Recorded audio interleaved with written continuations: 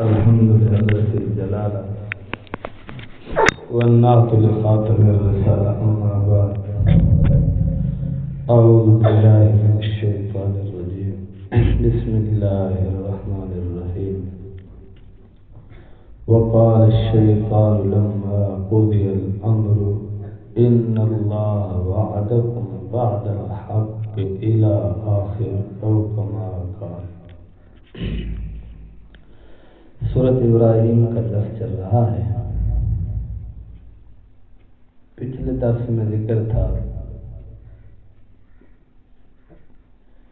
کافروں کا ایک دوسرے سے جہنم میں باتیں کرنا، اور آج ہے شیطان کا اپنے پیروکاروں سے گفتگو کرنا. اس کے بعد ایمان کی مثال اور کفر کی مثال. وقال الشیطان لما قضی الامر، جب اللہ کریم انسانوں کے درمیان جنات کے درمیان فیصلہ فرما دے گا، یعنی جہنمی جہنم میں چلے جائیں گے، جنتی جنت میں چلے جائیں گے، تو اس وقت شیطان کہے گا ان اللہ وعدکم وعد الحق. جہنمیوں کو وہ ایک تقریر کرے گا تو اس تقریر میں کہے گا اللہ نے جو آپ سے وعدہ کیا تھا وہ وعدہ سچا تھا. اللہ نے جو آپ سے وعدہ کیا تھا وہ وعدہ سچا تھا. وَوَعَدتُّكُمْ فَأَخْلَفْتُكُمْ، جو میں نے تم سے وعدہ کیا تھا وہ جھوٹا تھا، وہ غلط تھا، اس کی حقیقت سے کوئی تعلق نہیں. وَمَا كَانَ لِي عَلَيْكُمْ مِنْ سُلْطَانٍ، میں نے جو آپ کو دعوت دی الا ان دعوتکم فاستجبتم لی، میں نے جو تمہیں دعوت دی اس دعوت پر میرے پاس کوئی دلیل بھی نہیں تھی. اللہ کا جو وعدہ سچا ہے اس کے لیے تو 1,24,000 کم و بیش انبیاء علیہ السلام بشمول رسول پیغمبر نبی آئے. اس کے بعد ختم نبوت، تو ختم نبوت کی برکت سے نائبین رسول آئے جو مقام صدیقیت پر قائم ہو. ایسے اللہ والے، ایسے اللہ کے دوست، اللہ کے عاشق آئے. انہوں نے آپ کو قرآن حدیث کی روشنی میں آپ کو اللہ کی توحید، جناب رسول اللہ صلی اللہ علیہ وسلم کی ختم نبوت، اسلامی مسائل، دینی مسائل، شعار اسلام، ہر چیز کے بارے میں آپ کو انہوں نے دلائل سمجھایا. لیکن جو میں نے آپ کو دعوت دی اس میں کوئی دلائل نہیں تھے.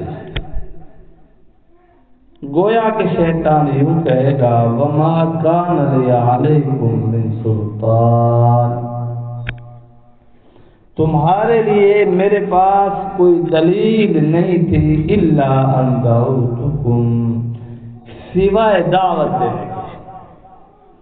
تو میں نے آپ کو ہوائی باتوں پر دعوت دی، جھوٹے کاموں پر دعوت دی، جھوٹا آپ کو وعدہ دیا. فاستجبتم لی، تم نے فوراً میری دعوت قبول کر لی. آج دیکھ لو ماہ رمضان ہے، اس نے اتنا اینٹی وائرس ہر بندے میں ضرور چھوڑا ہے کہ ماہ رمضان ہونے کے باوجود ہوٹل آباد ہے. تھوڑی آواز کر کے فلمیں بھی دیکھی جا رہی ہے، چائے بھی پی جا رہی ہے، ہوٹل میں کھانے بھی کھائے جا رہے ہیں، اور جوئے جیسے ہوتے تھے ویسے کے ویسے ہو رہے ہیں، زنا بھی ہو رہے ہیں.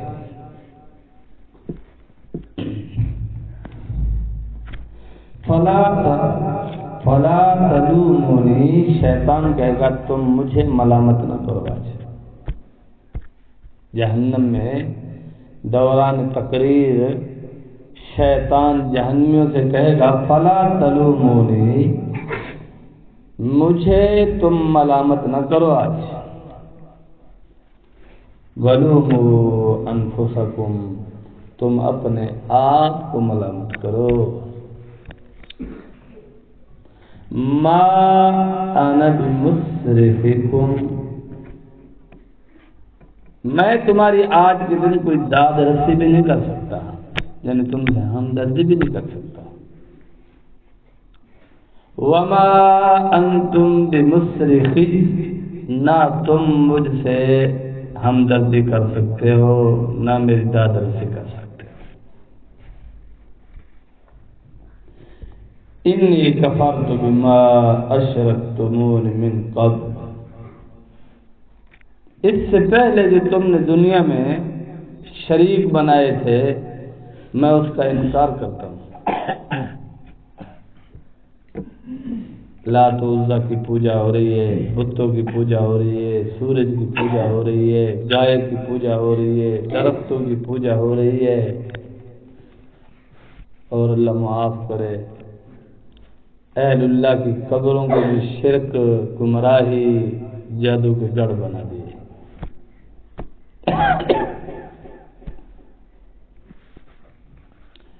اور وہاں بکرے لے کر جا رہے ہیں، ابھی ہوا ہے نا رمضان سے پہلے، وہ چنن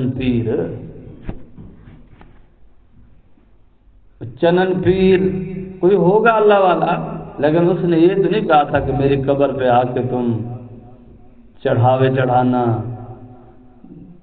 اور نذرانے دینا، میرے نام پر بکرے ذبح کرنا، اس نے تو یہ نہیں کہا تھا۔ یہ تو کسی ولی کی تعلیم نہیں ہے، نہ کسی نبی کی یہ تعلیم ہے، نہ کسی صحابی کی یہ تعلیم ہے، نہ کسی تابعی کی یہ تعلیم ہے، نہ کسی تبع تابعی کی یہ تعلیم ہے، نہ ہی کسی اللہ والے کی یہ تعلیم ہے۔ یہ لوگوں نے بعد میں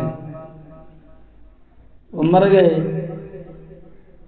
قبروں کے نیچے چلے گئے، وہ ایک نئے عالم میں ہیں، پتہ نہیں ان کا وہاں کیا حال ہے،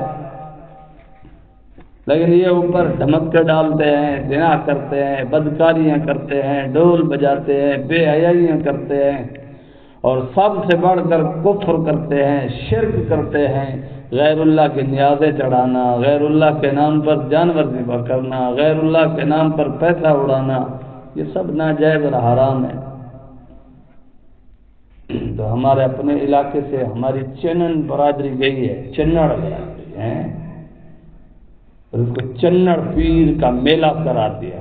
دیکھو اب دیکھو، ان سے پوچھو وہ ارے بے عقلو، قبر میں سونے والا کون ہے؟ بہت بڑا اللہ کا ولی تھا، ہماری برادری کا تھا، تم کیا کرنے جا رہے؟ چنڑ پیر دے میلے دے بڑے مر ولی میلے کرنے۔ اولیاء اللہ توحید سمجھاتے تھے، اللہ کی بندگی کرنے کا طریقہ سکھاتے تھے، اللہ سے محبت کرنے کا طریقہ سکھاتے تھے۔ اولیاء اللہ رسول اللہ صلی اللہ علیہ وسلم کی اتباع کرنا، صحابہ کی اتباع کرنا سکھاتے تھے، رسول اللہ صلی اللہ علیہ وسلم کا دین سکھاتے تھے۔ یہ تھے ان کے کرنے کے کام جو لوگوں نے کیے ہی نہیں، اور جن کاموں سے روکنے میں ان کی زندگیاں گزر گئی، یہ ان کی قبروں پر وہ کام کر رہے ہیں جن کاموں سے انہوں نے روکا۔ شرک سے انہوں نے روکا، یہ شرک کر رہے ہیں، کفر سے انہوں نے روکا، یہ کفر کر رہے ہیں، بے حیائی والے کاموں سے انہوں نے روکا اور یہ سارے کر رہے ہیں۔ تو معلوم ہوا شیطان ان کو وہاں لے جاتا ہے۔ جب شیطان ان کو وہاں لے جاتا ہے تو شیطان کہے گا انی کفرت بما اشرکتمون من قبل، اس سے پہلے جو تم نے مجھے شریک بنایا. شیطان کہے گا مجھے شریک بنایا. قبروں والوں کی صورتوں میں، درختوں کی صورتوں میں، آگ کی صورت میں، پتھروں کی صورت میں، جس صورت میں آپ نے مجھے خدا بنایا، مجھے معبود بنایا، میری پوجا پاٹ کی، تو شیطان کہے گا انی کفرت، میں اس کا انکار کرتا ہوں. یہ عبادت تھی، عبادت تو اللہ کی ہوتی ہے. ان الظالمین لهم عذاب الیم، ظلم کرنے والوں کے لیے دردناک عذاب ہے. وَأُدْخِلَ الَّذِينَ آمَنُوا وَعَمِلُوا الصَّالِحَاتِ، جو اللہ پر ایمان لائے جیسا کہ ایمان لانے کا حق ہے. فَإِنْ آمَنُوا بِمِثْلِ مَا آمَنْتُمْ بِهِ فَقَدِ اهْتَدَوْا.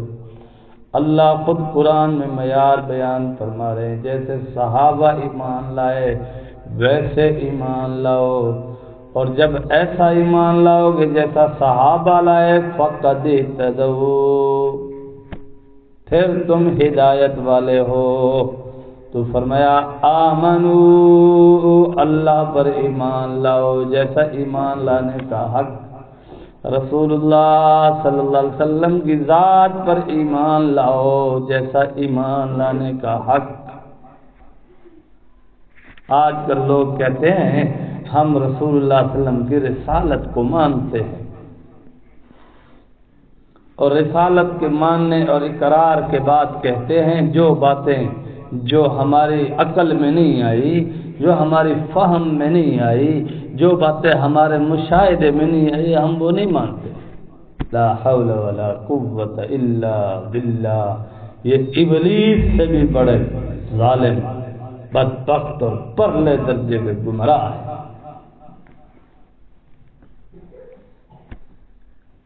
آگے آیت آ رہی ہے یثبت اللہ الذین آمنوا بالقول الثابت.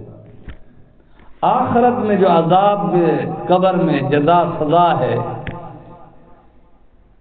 مفتی شفیع عثمانی صاحب رحمۃ اللہ علیہ تفسیر معارف القرآن میں لکھا ہے 70 احادیث متواترہ موجود ہیں جن کی سند پر شک بھی نہیں کیا جا سکتا. ایسی احادیث موجود ہیں کہ قبر میں سزا جزا ہوتی ہے. اے آدم سب کو دکھاؤ یا بل سب کو سمجھاؤ. قرآن دے ولا کلا تشعرون، تم سمجھ نہیں سکتے. جنات ہیں ہمیں دکھاؤ، فرشتے پھر رہے ہمیں دکھاؤ. تم میں عقل ہے، شعور ہے، ہمیں دکھاؤ. کہاں ہے تمہاری عقل اور تمہاری شعور؟ یہی تمہاری عقل اور تمہاری شعور ہے کہ عقل اور مشاہدے کی بنا پر تم نے حضور صلی اللہ علیہ وسلم کے فرمان کو عقل اور مشاہدے کے تابع کر دیا. جو مسلمان ہی نہیں ہے، مسلمان کا یہ طریقہ کار ہی نہیں. جناب رسول اللہ صلی اللہ علیہ وسلم کا فرمان ہم مانیں گے اپنی عقل کو حضور کی فرمان کے تابع کر کے، کہ ہمیں سمجھ آئے یا نہ ہم نے ماننا ہے. تو بہرحال فرمایا وعاملوا الصالحات، اور اعمال صالحہ کرتے ہیں، نیک اعمال کرتے ہیں. وادخل الذین، داخل کیے جائیں گے یہ لوگ جنات تجری من تحتها الانہار، جنت میں یعنی باغات میں، ایک قسم کے نہیں کوئی قسم کے باغات ہوں گے، اور ان باغات کے نیچے نہریں بہتی ہوں گی. دودھ کی نہر ہے، یہ شہد کی نہر آ رہی ہے، یہ فلاں پانی کی نہر ہے، یہ فلاں پانی کی نہر ہے. یہ جنت ہوگی. دنیا کیا ہے؟ دنیا والے تو چیخ رہے ہیں، چلا رہے ہیں، او جی روحی کو آباد کرنے کے لیے، یہ سرحدی علاقے کو آباد کرنے کے لیے بڑا نہر بنایا جا رہا ہے. اب تحصیل احمد پور یہ سائڈ شمالی سائڈ والے پیاس سے مر جائیں گے. وہاں نہریں کبھی خشک نہیں ہوگی، اللہ ایسی نہریں عطا فرمائے۔ خالدین فیہا بإذن ربہم، ہمیشہ ہمیشہ اپنے رب کے حکم سے وہ اس میں رہیں گے، ایمان والے یعنی جنت میں رہیں گے۔ تحیتہم فیہا سلام، ان کا ایک دوسرے کے لیے گفٹ ہوگا، تحفہ ہوگا، سلام، محبت بھرا سلام۔ آج تو نفرت بھرا سلام ہے نا، ذمہ دار کو سلام ہو رہا ہے اس کے شر سے بچنے کے لیے، فیکٹری کے مالک کو، دکاندار کو، بلکہ میں اب یوں کہوں تو بھی غلط نہ ہوگا کہ مدرسے کے محتمم کو سلام ہو رہا ہے، مدرس اس ڈر سے کرتے تنخواہ نہ بند ہو جائے، تو ایک دوسرے کے شر سے بچنے کے لیے ہم سلام کر رہے ہیں۔ یہ میرا رستہ نہ توڑ دے، یہ میں کچھ سودے دیوان نہ بند کر دے، یہ میری تنخواہ نہ بند کر دے، یہ میرا کھانا نہ بند کر دے۔ احترام دل سے ہونا چاہیے، اللہ کی رضا کے لیے سلام ہونا چاہیے، جیسے رسول اللہ صلی اللہ علیہ وسلم نے تعلیم دی۔ حدیث قدسی ہے، قال تعالی وجبت محبتی، اللہ کریم فرماتے ہیں میری محبت لازم ہو جاتی ہے للمتحابین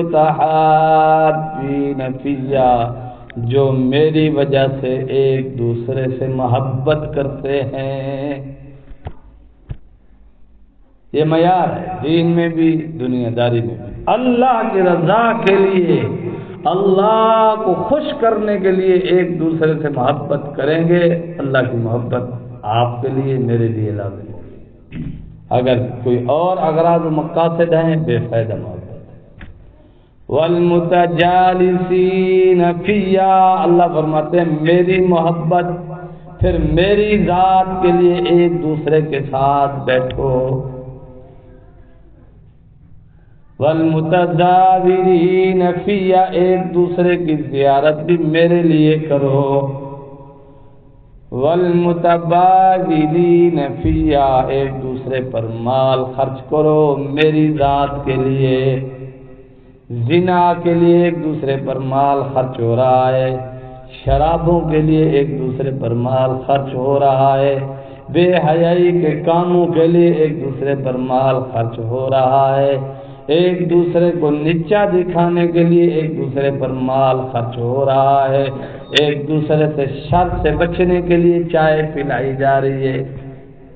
ملک صاحب آئے کھڑے چاہ نہ پلائی ہوتا میری توہین ہے، کیا توہین ہے، تھانے تے کم کے ناسی، عدالت کم کے ناسی، کوئی پنچایت تھی بھئی کم کے ناسی، رستہ نہ تھانے دے وے، کوئی اجر نہیں ملے گا، کوئی اجر نہیں ملے گا۔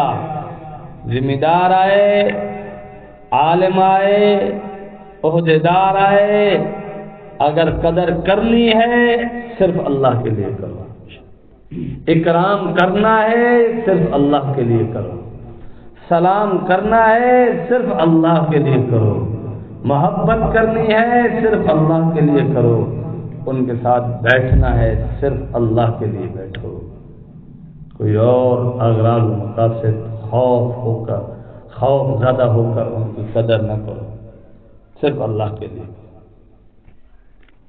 اور معاملہ جب حق کا آئے گا نہایت ادب احترام کے ساتھ جدا ہو جائیں گے۔ یہ نہیں ہے کہ پھر توحید کے نام پر، حق کے نام پر، دین کے نام پر لوگوں کی پگڑیاں اچھالو، بدتمیزیاں کرو، بد اخلاقیاں کرو اور لوگوں کو ذلیل و رسوا کرتے پھرو، نہیں۔ اگر معاملہ حق ہے بڑے اچھے انداز سے حق بات پیار سے، محبت سے، احترام سے، ادب سے بات کرو، نرم لہجے میں بات کرو اور جدا ہو جاؤ کہ بھائی بس میرا راستہ جدا ہو۔ بدتمیزی ضروری ہے۔ الدین کلہ ادب، آقا علیہ السلام نے فرمایا میرا دین سارا کا سارا ادب ہے، سارا کا سارا دین ادب ہے، بے ادبی کا نام دین ہے ہی نہیں میرا دوست۔ تو بہرحال جنتیوں کا کلام ہوگا تحیتہم فیہا سلام. ہے کیا مزہ ہوگا سلام کا، جب دل سے سلام کہے گا، محبت سے سلام کہے گا، پورے پیار سے اخلاق سے سلام کہے گا. اللہ اکبر. ایک حصہ اور بیان کرتے ہیں. فرمایا الم تر کیف ضرب اللہ مثلا کلمۃ طیبہ، کیا تو نہیں دیکھتا کہ اللہ کریم مثال بیان فرماتے ہیں، کلمۃ طیبہ، کلمہ طیبہ کی مثال بیان فرماتے ہیں. لا الہ الا اللہ، اس کی اللہ کریم مثال بیان فرماتے ہیں. کشجرۃ طیبۃ اصلها ثابت، اس درخت کی مانند ہے یہ کلمہ طیبہ جس کی جڑیں زمین میں بہت گہری ہوں. وفرعها فی السماء، وہ درخت بہت لمبا ہو کہ اس کی جو شاخیں ہیں، اس کے جو پتے ہیں وہ آسمانوں پر جا رہے ہوں. پچھلے درسوں میں گزر چکا ہے یہ بات، تفسیر تشریح میں پہلے آگے تو پہلے عرض کر دی کہ اس سے مراد کھجور کا درخت ہے. تو مومن ایسا ہے. تو کلمہ طیبہ ایمان، ایمان ایسا ہے کہ اس کی جڑیں مومن کے دل میں ہیں، اس کی شاخیں اخلاق ہے، حسن سلوک ہے، صلہ رحمی ہے، صدقہ خیرات ہے، ایک دوسرے کا احترام ہے، ایک دوسرے سے محبت ہے، ایک دوسرے کی اللہ کے لیے زیارت کرنا ہے، ایک دوسرے کے ساتھ اللہ کے لیے بیٹھنا، یہ ایمان کی شاخیں ہیں. تو یہ ایمان ایسا درخت ہے جس کی جڑیں تو زمین میں یعنی دل کی دھرتی پر ہیں، دل کی دھرتی پر، اور اس کی شاخیں عرش معلیٰ پر ہیں، جنت میں ہیں، پھل پھول وہاں لگ رہے ہیں. تو ایمان کوئی معمولی درخت نہیں ہے.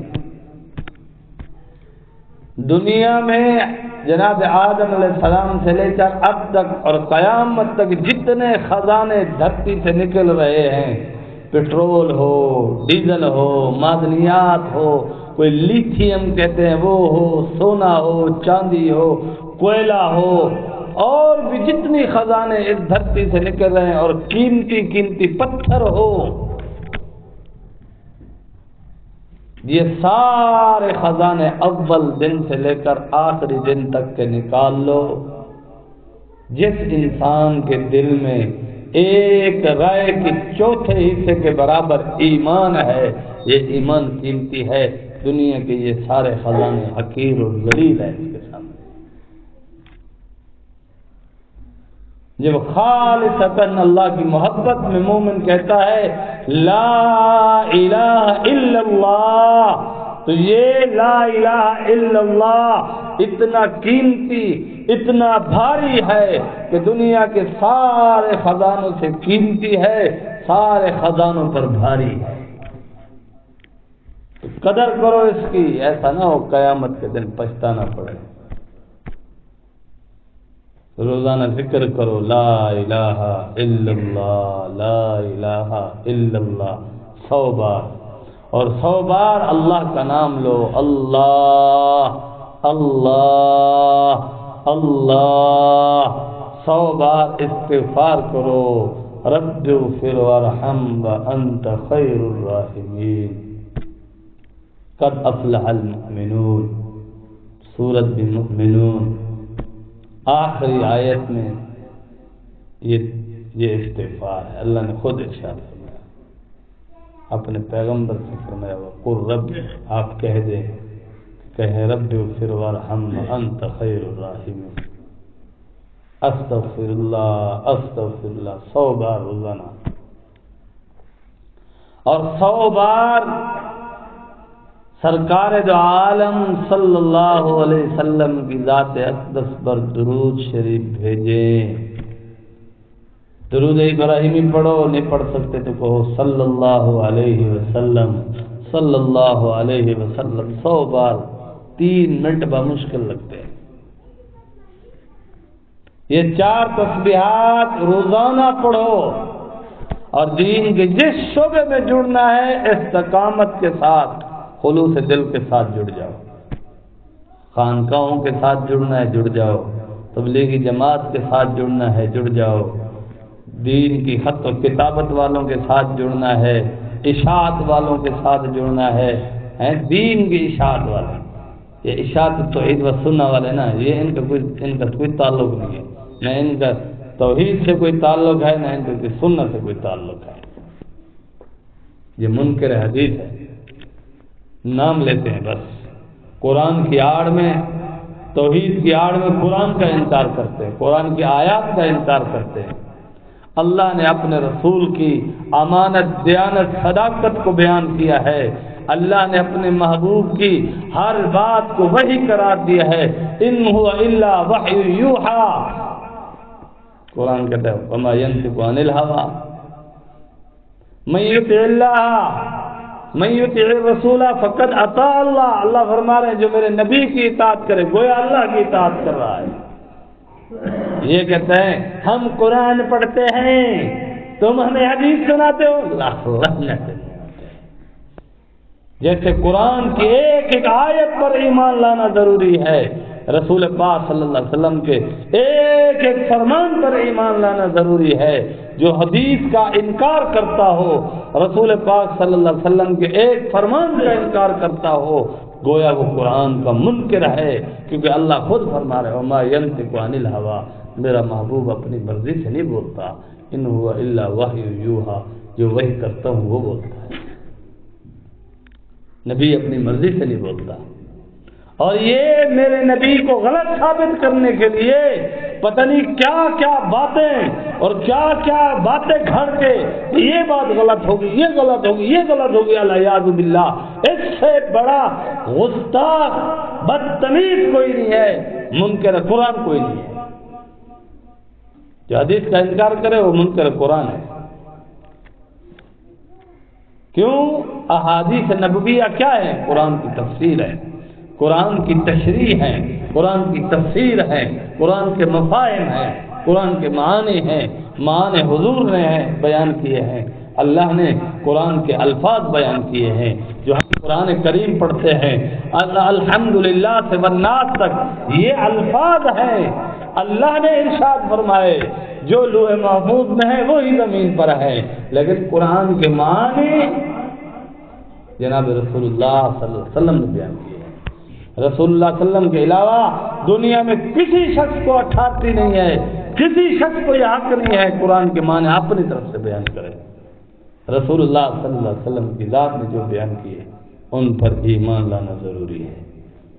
تو بہرحال فرمایا کیا تو نہیں دیکھتا کلمہ طیبہ کی مثال ایسے ہے جیسے پاکیزہ درخت، اچھا اور عمدہ درخت، اصلھا ثابت، جس کی جڑیں زمین میں گہری ہیں، وہ فرعھا فی السماء، اس کی شاخیں آسمانوں پر ہیں.